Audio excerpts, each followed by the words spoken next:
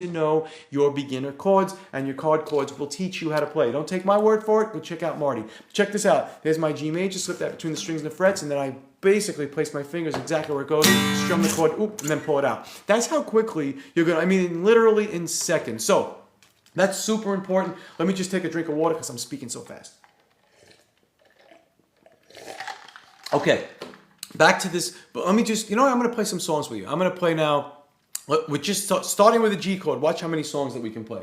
And I'm also going to use this tone pick. This tone pick is, by the way, everybody that's purchasing them are going to get these tone picks. What is a tone pick? A tone pick are two picks, different gauges, combined. When you use this, isn't that a G sus7?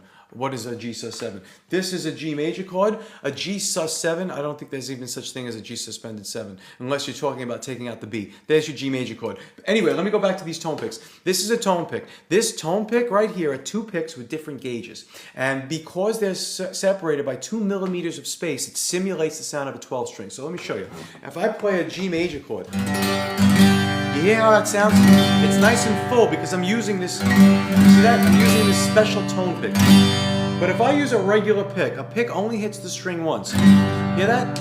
It's warm and it's not bright because it's only hitting the string once and it's one gauge.